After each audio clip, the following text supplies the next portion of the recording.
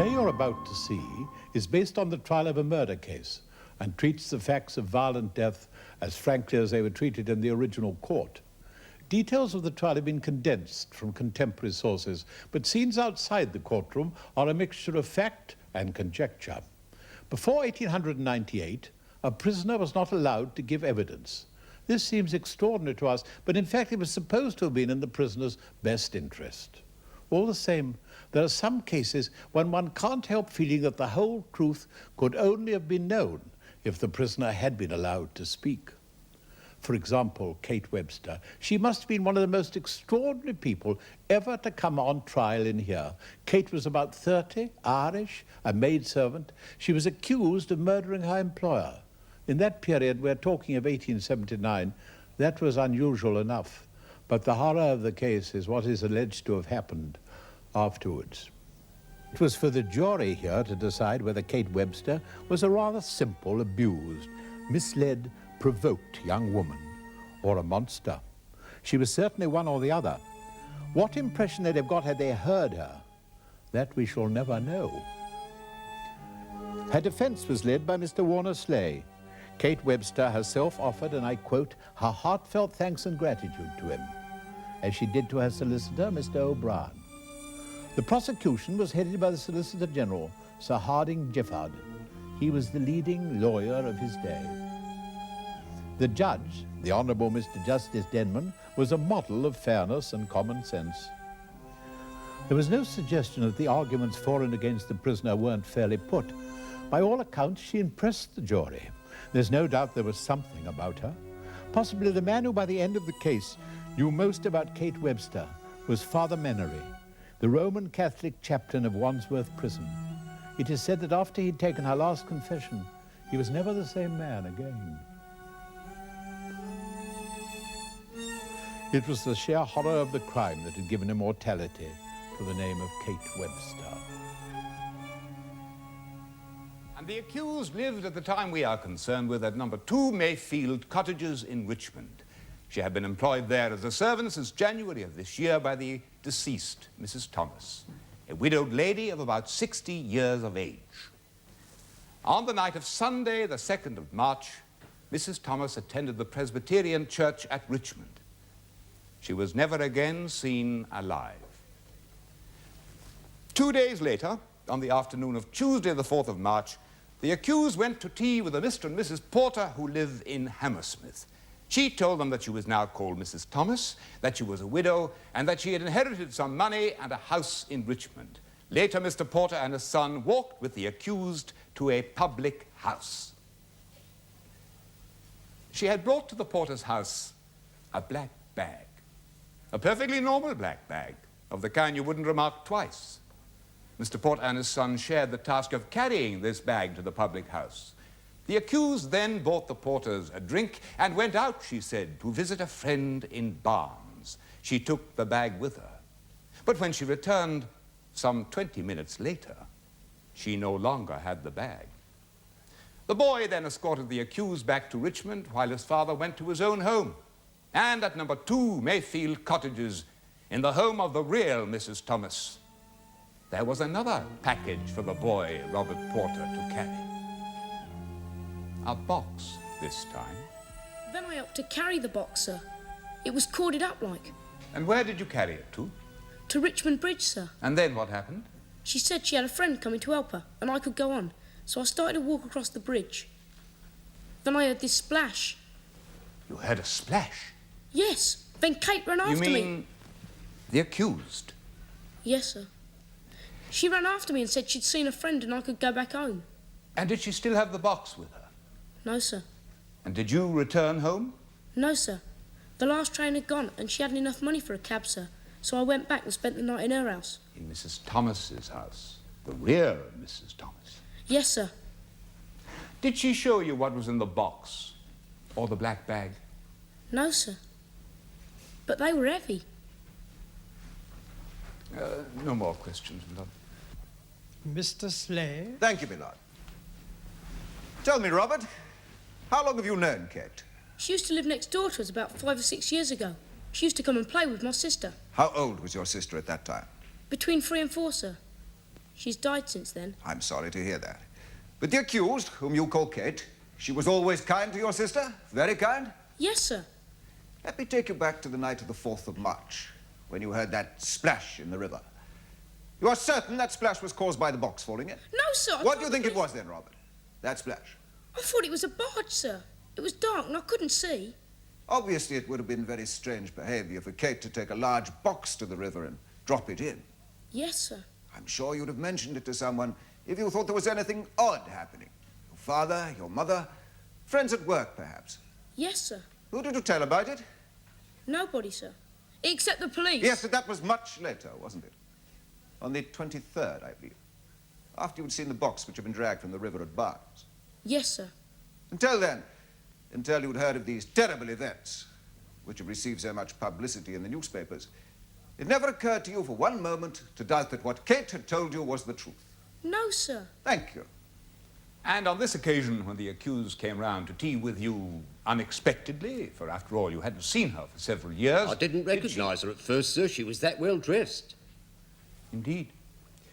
Did she ask you to do anything for her? She asked me if I knew anyone who might be interested in buying her home, sir. Her home, you mean the house? No, sir. Her home. The furniture. I see. And could you help her? Not then, sir.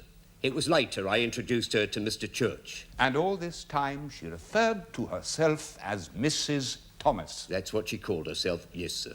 Tell me, why were you so willing to help her sell her possessions? I thought she might pay me something. She looked well off. Thank you. Now we can return to this mysterious box. When did you first hear about it? I think that would be about the 9th, when they found the box in the river. Did your son say anything at the time?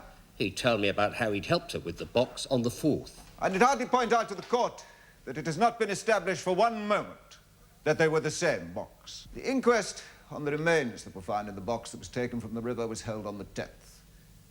Did you go to the authorities with your information? Yes? When? I don't know. Newspapers were full of reports of the inquest. You do read newspapers? Yes? Which? Lloyd's, the London Illustrated News, the Graphic.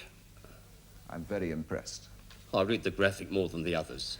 I'm sure the Graphic gave an even larger percentage of its space to reporting the inquest than the others. I repeat the question, when did you go to the authorities? I don't know. And I will tell you, Mr. Porter, you did not go to the authorities at all until you accompanied Mr. Church nearly 3 whole weeks later. Because you did not for a moment believe that the woman you knew as Kate, as a friend, as someone who used to play with your little daughter, you did not for a moment believe that she could be in any way connected with this horrible crime. Is that not the case? Well, sir, you I see... have no further questions, Elaine. You are Mrs. Jane Ives, the owner of numbers 1 and 2 Mayfield Cottages. You live in number 1 and you rented out number 2 to Mrs. Thomas. Is that correct? Quite correct. When did you last see Mrs. Thomas? On Saturday, the 1st of March, she was in her garden planting some flowers. And the following Monday, did you see anything unusual taking place at number 2? It wasn't so much that I saw anything, it was the smell. Could you describe this smell to the court? I have never encountered such a smell before. It was most unpleasant. I mentioned it to several people. Did you notice anything else unusual taking place on that day? The washing. I noticed that there was a great deal more of it than usual, and that it was hanging out to dry much earlier than usual, by 8 o'clock. Did you observe anything else exceptional taking place on any of the subsequent days? There was a continuous stream of people calling. This is most unusual. Mrs. Thomas rarely had visitors. Then on Tuesday, the 18th, I saw people starting to take furniture out of the house. I asked some man who was moving it what he was doing, and then that woman there... The accused? Yes, came and asked me what I wanted. I said I would like to know why the furniture was being moved. She said Mrs. Thomas had sold it all. I asked her where Mrs. Thomas was. She said, I don't know. She appeared very agitated. I asked her if she had an address for Mrs. Thomas, and she said no. I said I would look into it and close the door on her. I was most dissatisfied with her answers and her manner. Just one question, Mrs. Ives. You say you were far from satisfied with the fact that the accused didn't tell you where her mistress was. I was indeed. Did you go to the police about it? No. Did you raise the matter with anyone else? For example, Mrs. Thomas's solicitor, whom you know, or any of her friends? No. You were sufficiently concerned to make an implied threat to a servant girl, but not sufficiently concerned to do anything about it. I see. Thank you, Mrs. Ives. I have no further questions.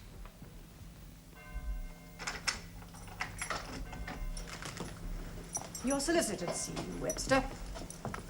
How are you feeling? Well enough, thank you, sir.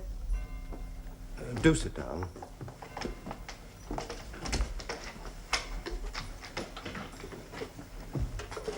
You know that tomorrow the prosecution will be calling Mr. Church. So they've told me.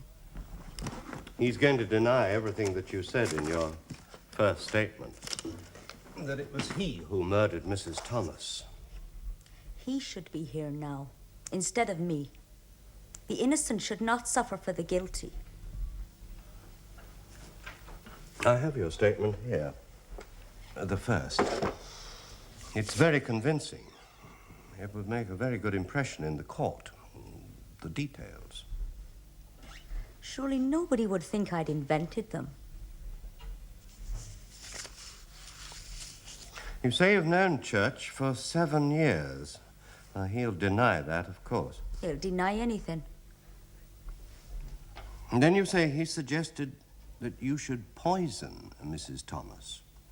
Well, he certainly won't admit to that. Well, he was drunk. Perhaps he doesn't even remember. Then when you came back on the Monday night, the 3rd, you say you had to knock 3 times on the door. Well, the light was down and no one answered. Yeah. And then you say, Church opened the front door. I saw Mrs. Thomas lying on the mat in the passage, struggling and groaning, and he said, come in. He pulled me inside.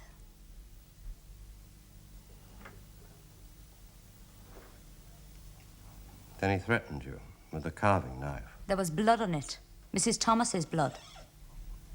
Now, how you took the box to Richmond Bridge with young Porter because you were frightened of Church. Yes. Yeah. Well, you make your own position very plain.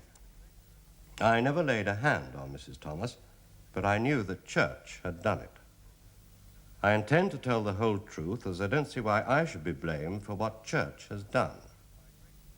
I wouldn't accuse my greatest enemy of anything wrong, let alone a friend, which Church has been to me up till now. Well, I thought he was a friend. Holy Mary, I thought he was a friend. Well, the implication is fairly clear. He was your lover. From my own experience, it's the details that make your statement so convincing. For example, how you found the floorboards wet where Church had been, presumably washing away the blood. And the meat saw clean, but in an unaccustomed place. How the only money in the house was 30 shillings and a £5 note, which you changed at the fishmonger's. It's convincing. There are discrepancies, but they're minor matters. Well, I was upset. I was frightened. I told them the truth as I remembered it. But then we come to the real discrepancy. Your second statement. Equally detailed, equally convincing. But in your second statement, you say that Porter was also in Mrs. Thomas's house at the time of the murder. That he was, at the very least, an accessory to murder. And you changed the day of the crime. In your first statement, you came home and found Church in the house on Monday the 3rd. And in the other statement, you say it was Sunday the 2nd. It'll be difficult to explain this in court.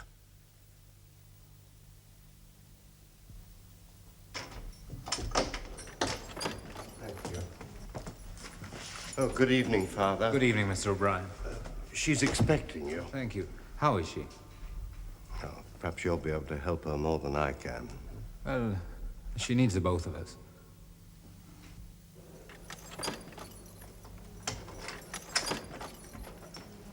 On your feet, Webster. No, don't stand for me, Kate. Have you seen Patrick? This morning, as I promised you. How is he? He's fine. Did you give him a kiss for me, like I asked you, Father? I did indeed. I don't know what he made of it, though. How did he look? You should be proud of him. I am. He's so tall. He's more like an 8-year-old than a 5-year-old. He's only just 5. Well, yes, so he told me. I bought him a sort of belated birthday present. Nothing much, just a little toy soldier. Did he ask after me? Of course. He always talks about you. He still doesn't know? No. Well, he's too young, anyway, to understand, I mean, even if anybody tried to tell him. Oh, somebody will tell him. Well, you'll tell him when you leave here. Yeah.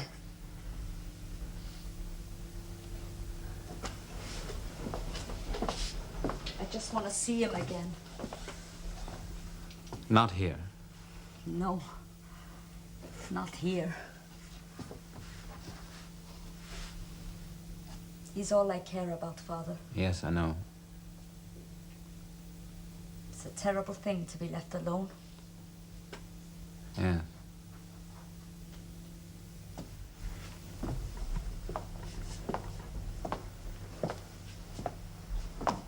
My own family, me parents, they must have seen what's happening to me. It's in all the papers and not a word from them. I only left Ireland at all because there was no food for us all. It wasn't that I didn't love them, Father. No, I know that. I was only a child. I stole because I didn't know any better. And then after Patrick was born and his father left me, I stole because my own baby was hungry and I hadn't enough food for him. 18 months hard labor I did because I tried to feed my own child. Well, the law of man is inflexible. It is only God's law that is merciful. And the other case, the one in Kingston, I swear before God I didn't do it. 12 months and I was innocent.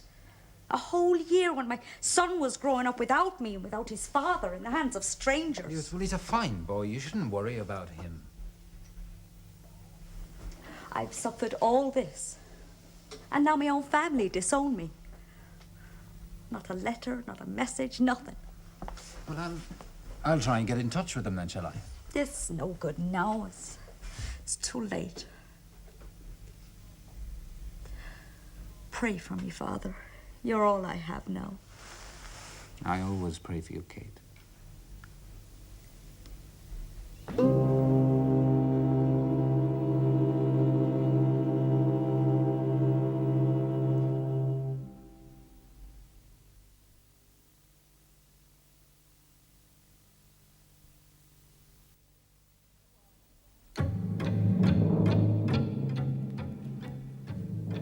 You are John Church, licensee of the Rising Sun Public House in Hammersmith, where you have lived for 9 years.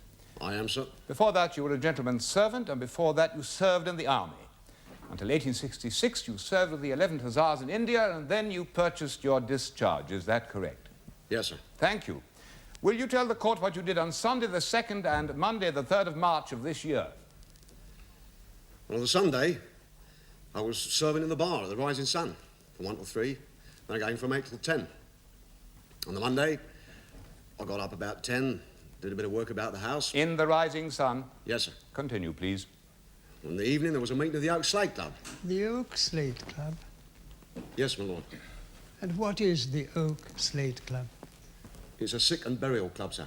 I'm the treasurer. It meets at the Rising Sun the first Monday of every month. I see. Do you recall anybody who might remember your being in your public house on these 2 days? The bar was full Sunday, sir. I can't remember them all, but they'd remember me. And on the Monday, that is the evening of Monday, the 3rd of March? Well, it were all the members of the club, sir. Who presumably saw you? Yes, sir. We keep records of who was present. Then, after closing time, that's 12:30, I went to bed. And did you at any time during those 2 days leave Hammersmith? No, sir. I didn't even leave the house. When did you first meet the accused? On Sunday the 9th, sir. She was in the front bar with Henry Porter and some others. When did you next see her? The day after that, sir. I went to Mayfield Cottages in the evening. Why? Well, Henry Porter had said that she'd got some pieces that she wanted to sell. He told me when he introduced her. So I thought I might buy them. When did you complete this transaction? Well, on the Thursday morning, me and Henry saw Mr. Weston, and we arranged that we'd all meet. Who is this Mr. Weston? He's a greengrocer, sir. But he also moves furniture with his horse and cart. I see. Yeah, well, anyway, we got to Mayfield Cottages. Mrs. Thomas was there. The woman you knew as Mrs. Thomas, the accused. Yes, sir. I offered her £50 for the furniture. She wanted more, so we finally settled for 68. Now, you also visited Mayfield Cottages on the Friday, the Saturday, and the following Monday, the 17th. Yes, sir. To make the final arrangements about moving the furniture. Then, on the 18th, what happened? Well, me and Mr. Porter and Mr. Weston and some of his men went with the accused to pick up the furniture, sir. That was in the evening. We was just starting to load up the cart when I heard someone say, "What do you think you're doing?" or something like that. Who was this person? The lady next door, sir. Mrs. Ives. What did the accused do? She said, "Oh, my God, that's my landlady. Leave this to me." And then she went out to talk to Mrs. Ives. And what happened then? Well, she came back in. How did she appear to you? She was all upset, sir. Upset? Yes, sir. So I told them to put the furniture back in the house. Why did you do that? I didn't want nothing to do with it, sir. I thought there was something wrong. I see. And then? We went home. When did you next see the accused? Not until after she was arrested, sir. Did anything else occur that made you feel suspicious? Well, the wife, Mrs. Church. Oh, Mrs. Church will be giving evidence, my lord. Only it might expedite matters if I were to... Proceed, Sir Hardinge. If the witness oversteps the rules of evidence, I will immediately intervene. I am obliged, my lord. You may continue.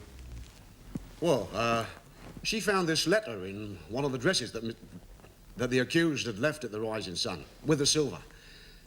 It was from Mr. Manhennick. I trust we are to learn who Mr. Manhennick is. He is a friend of the murdered woman, my lord. Ah. Oh, it didn't seem like it had been written to the accused. I mean, I don't think she can read much. So I went with Henry Porter to see Mr. Manhennick in Finsbury.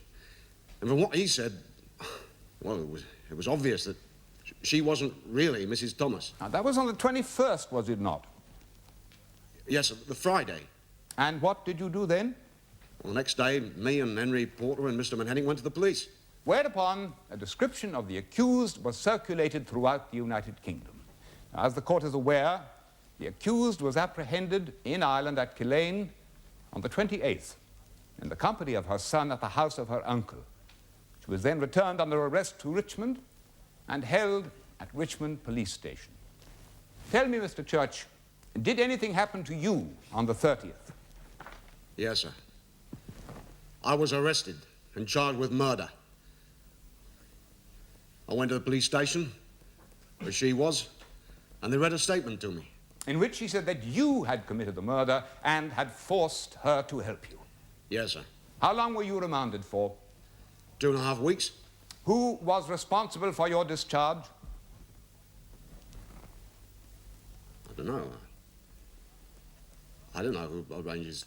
My lord, it was the Crown. It was clear that there was no case against Mr. Church.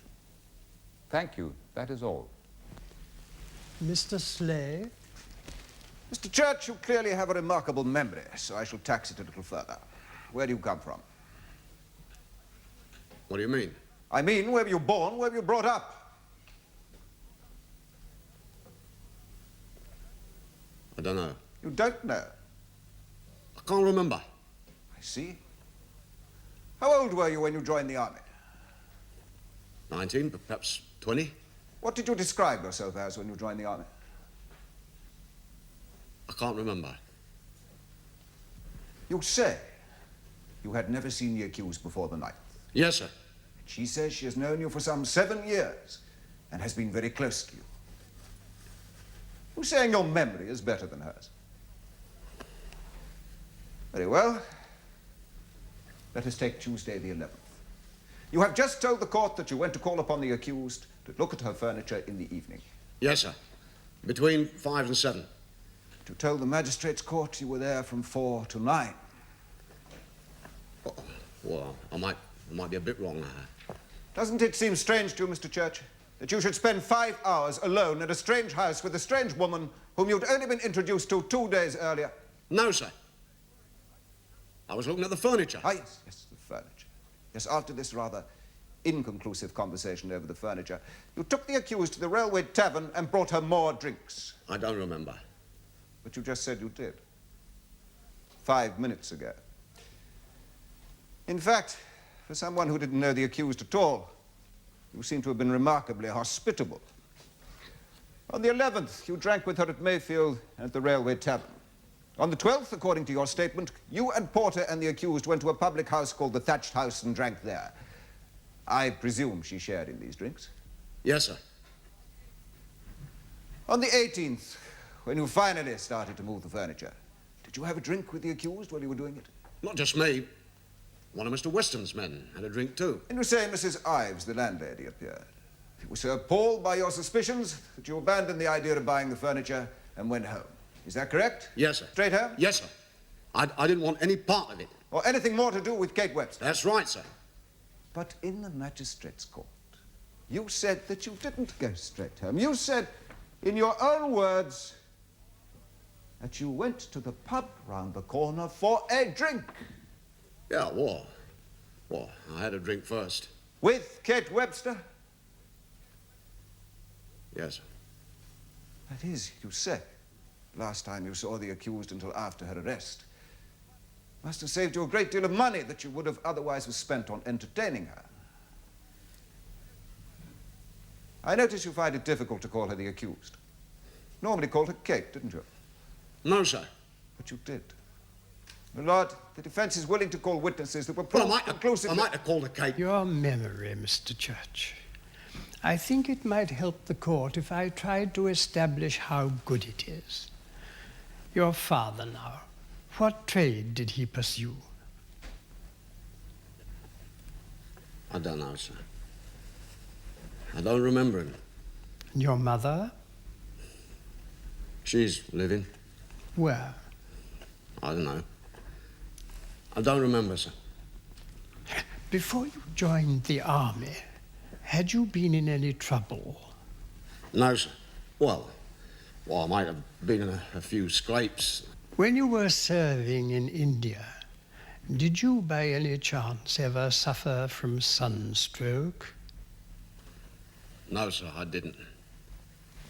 Proceed, Mr. Slay. I have no further questions for this witness, my lord. Oh, then I think we might adjourn for lunch. Court will rise.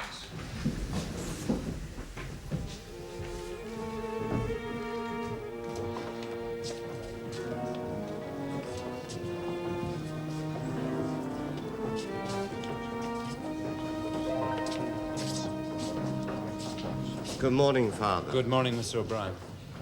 Well, you suddenly exposed another side of Mr. Church. He wasn't a very convincing witness, no. Well, surely no one will believe a man who says he's forgotten practically everything that ever happened to him. He's probably illegitimate and so chooses to forget his childhood. Yes, but the other thing, saying he didn't know her even. Suppose, in fact, he did have an affair with her. Not years ago, she said, but since Porter introduced them. Is he going to tell the truth with his family sitting in the public gallery? And perhaps he is an inebriate and generally has large chunks of his life that he cannot account for.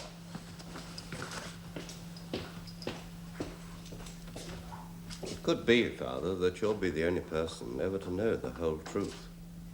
What do you mean? Well, you'll be taking her confession, won't you? I always gathered that in your church, your flock told you everything, and then you absolved them.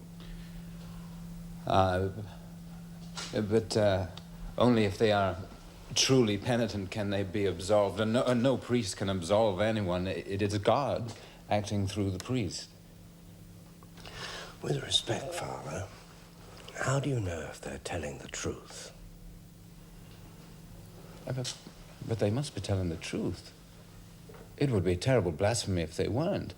They'd be mocking the Holy Confessional. They'd be trying to use a priest to lie to God. Yes.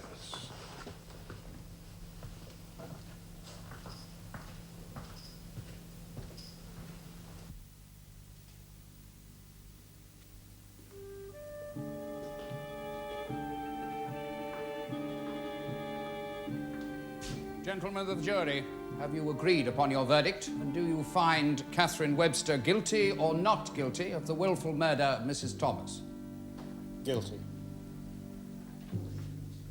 Catherine Webster, you stand convicted of willful murder. Have you anything to say for yourself why the court should not give you judgment according to the law? I didn't do it, my lord. Before God, I didn't do it.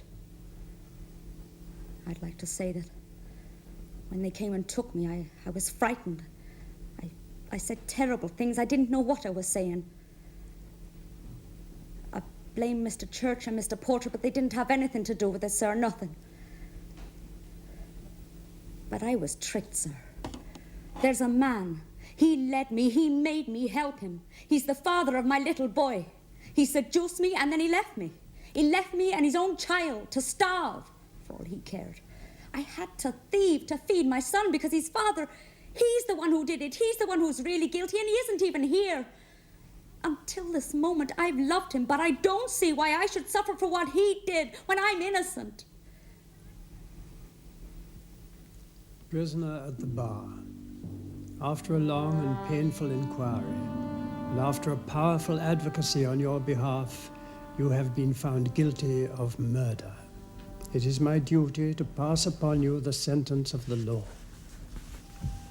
Oyez, oyez, oyez. My lords, the Queen's justices do strictly charge and command all persons to keep silence while sentence of death is passing on the prisoner at the bar, on pain of imprisonment. It is the sentence of this court that you be taken hence to the place from whence you came, and from thence to a place of execution, and that you be hanged by the neck until you are dead, and that your body be afterward buried in the precincts of the prison in which you shall be confined after your conviction. And may the Lord have mercy on your soul. Amen.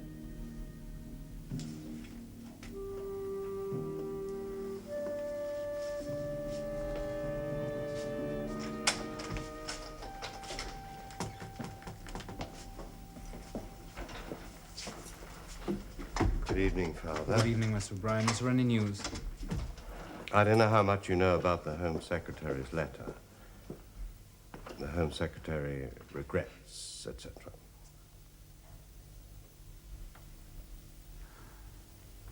So she's going to hang in the morning? Yes, 9 o'clock. The crowds are already beginning to collect outside. You'll be taking her final confession. Yes, that's right. Well, there's something you ought to know. She's made another statement to me. Father, she admits to committing the murder. She says that Mrs. Thomas used to provoke her, never stopped criticizing her work, that sort of thing. Then on the Sunday evening, they had a row and she killed her. She seems to have been almost demented. I did not murder Mrs. Thomas from any premeditation. I was enraged and in a passion. Something seemed to seize me at the time. But I am perfectly resigned to my fate. I die with great fortitude and confidence in my faith and in our blessed God, whom I beseech to have mercy on my soul. Well, that's what really matters. There, well done.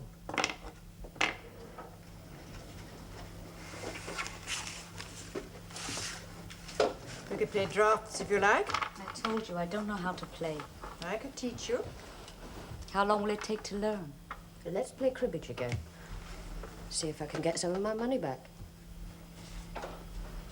It's Father Mannering.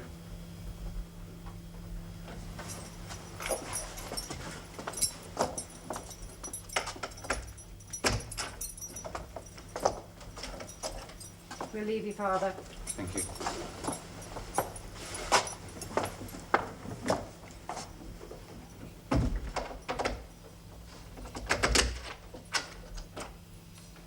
Hello, Kate. Father,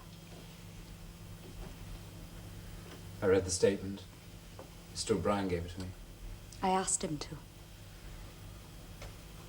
You ready to make your final confession?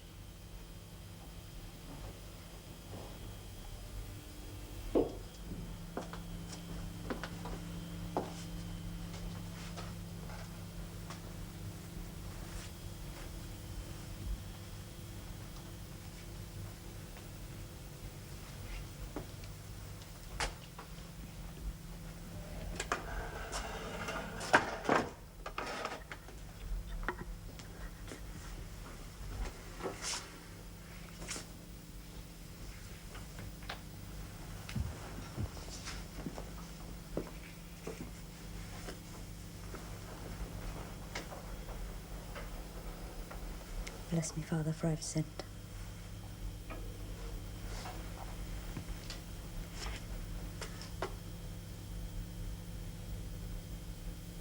Since my last confession, I've been in here and I haven't been saying my night prayers and that.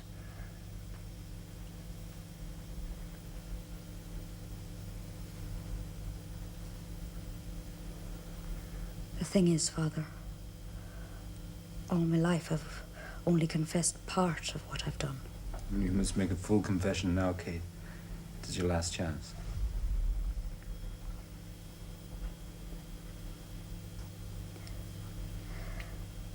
Well, I first got into trouble in Ireland. They caught me thieving and I did my first time inside. Then I left Ireland for Liverpool. I think they were glad to see the back of me, my family. I changed my name. My real name's Catherine Lawler, but I called myself Webster after a sailor I got to know. I told everybody we were married and that I had 4 children by him, but I only knew him for a week. I needed another name, you see, Father. I used to live by thieving from lodging houses. Sometimes I'd take a room there, sometimes I'd just ask about a job. Either way, I'd be in and out in a day. You were poor people, Kate. You were stealing from people who were as poor as you were. And how would I get to know rich people, Father? Yes. Then they caught me again and I did 3 years. Then I moved to London. That's how I got to know the porters. I lodged next door. It was about that time I had Patrick. And the father deserted you both. Well, it wasn't quite like that. I wasn't sure who he was, you see. I committed sins of adultery and fornication, Father, many times. But he's a fine boy, Patrick. Yes, he is. That's what I'm most sorry for. Most of all, I could teach him so much. How to lead a good life. Not like the life I've led. Then they arrested me again and I did 12 months. But that time you were innocent.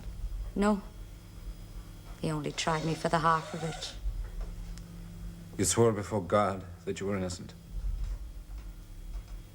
I was upset. I didn't know what I was saying. I'm sorry, I really am. Very well.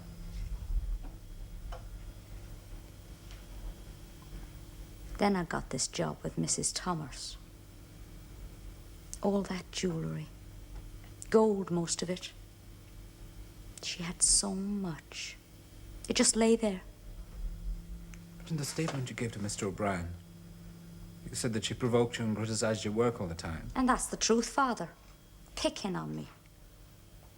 The girl she'd had before, none of them had stayed.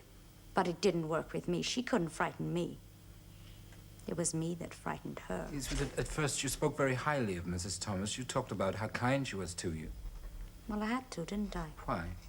Well, I had to stay there long enough. Long enough for what? For her to give me a reference, Father. What else could it be?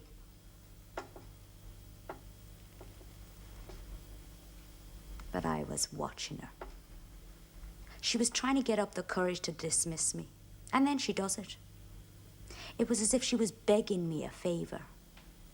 She says, please, would I go on Friday? And I says I'd go, but you can't get a new job on a Friday, so I'd leave on the Monday. You should have seen her. She was dismissing me, but it was me telling her when I'd go. On Saturday, she was out in the garden all day because she was frightened to come into her own house. On Sunday, I went out and had a few drinks. Perhaps I had a few too many. Anyway, I came back and there she was, all in her best clothes. And she picked on me, Father. She said I was late and so she'd be late for church. Well, I told her a few things, Father. I told her what I thought of her. She sort of backed away from me, you know. She was shaking. While she was out at church, I lit the fire under the copper. I'd lit the lamp so she wouldn't suspect anything, and when she came back into the house, she didn't see me downstairs, so she went upstairs to her bedroom and locked the door. She was frightened of me, you see. But I was in the bedroom already, waiting for her. She heard me and started to turn, so I hit her with the axe. It went here, all this side of her face, it opened up. It was a terrible lot of blood, Father. Then I pulled her downstairs. She was a great weight. And I put her on the kitchen table. I remember as a child once we killed a pig, and when we'd opened up the pig and all its guts fell out, and the blood, it was nothing to what it was like with her. Kate, what you were telling me is the most dreadful thing I've ever heard. While I was cutting her open, she made this noise. I'll never forget it, Father. But she was alive. Her eyes were moving. So I put my hands round her throat. I've always been strong. And then I cut her up and put her in the copper. The smell was terrible. But I couldn't open the windows or everybody would know. All night I was at it. I was half dropping asleep over her, but I had to go on. There was so much blood, you see. All the blood and the bones. Twice I fell asleep. I was so tired. Then in the morning, I'd done most of the cleaning and I put out the washing. I started to try to get rid of her. There were parts of her, honestly. I can't remember how I got rid of them, and that's the truth. There was this big box. She used to keep blankets and things in it. I put a lot of her body in that. Then I fell asleep again. I was so tired, you see. In the afternoon, I put her head in a bag and I went to see the porters. I didn't know anybody else, you see. We were sitting there having tea. Kate, this is your final confession. Is what you were telling me the truth? I wouldn't lie to you, Father. Not now. You were telling me that when you went to have tea with your friends, you took... In the bag, Father. You wouldn't have believed it. We were sitting there having tea and the bag was on the floor by the table. It was a velvet bag and the blood was soaking through, so the plush was getting flattened. I don't know what made me do it. I said to Henry Porter, I think there's something leaking in my bag. And you know, he didn't even ask me what it was. I don't know what I'd have said if he had asked me. Why did you do these things? Do you know, I was taking the risk. When we were walking home, Robert was carrying the bag for me, and I was half frightened he'd ask me what was in it and half hoping he would. Can you understand that, Father? No, I can't understand that. And when we got home, Robert was sitting there and I was sitting where she used to sit, and I kept saying things, I kept hinting. I said, wouldn't he like to look round the house? Because if he had, he'd have realised he must have done. I mean, there were still bones and things that I hadn't had time to get rid of. He just went on drinking, and then he fell asleep in the chair. I don't know what to say to you. I don't know what to say.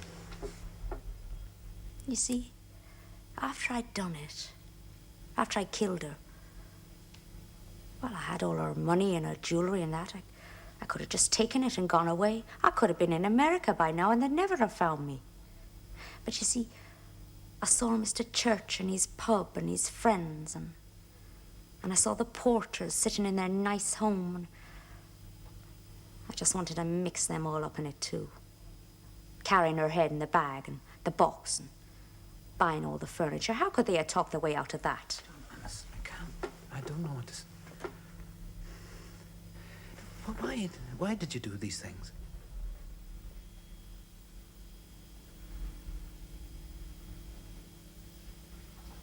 I enjoyed it, Father. You enjoyed it? When I got rid of her, there was still the fat in the copper. She was a big woman, Father. There was a lot of fat. So I cleaned out the copper and I put the fat in 2 bowls. I went outside with it. I was going to bury it, I think. I can't really remember. Anyway, I saw Mrs. Hayhoe. She's the wife of the man who runs the pub just up the road, and I sold them to her. She paid me 2p a bowl, and I said it was best dripping.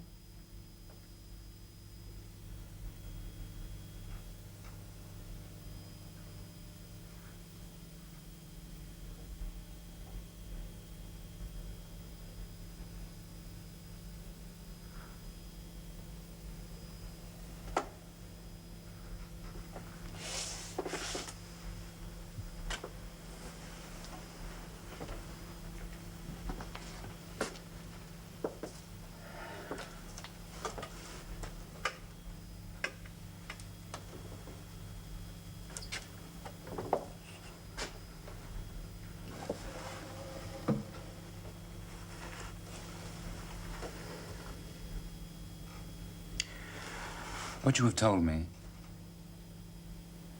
I pray that it isn't true. But it is true, Father. Every word of it. Then you are in terrible danger.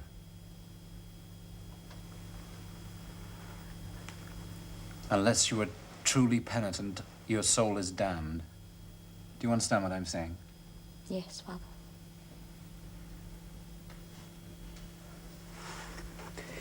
If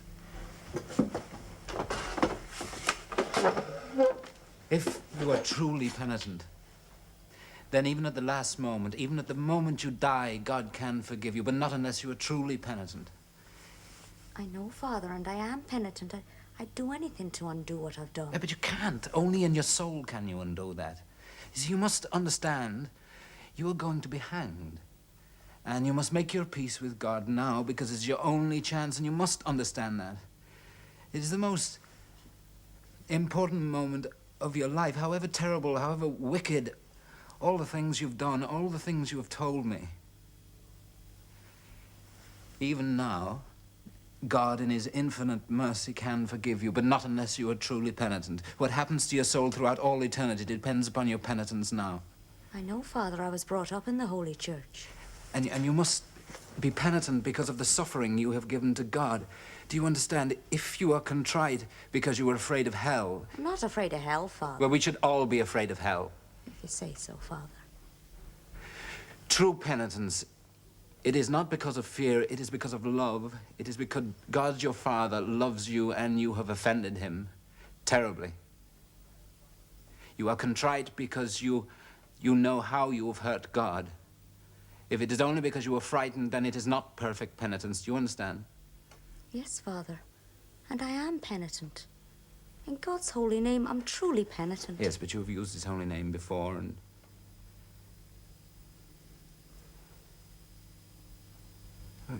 What do you want of me? I want absolution, Father. Isn't that what you came here for?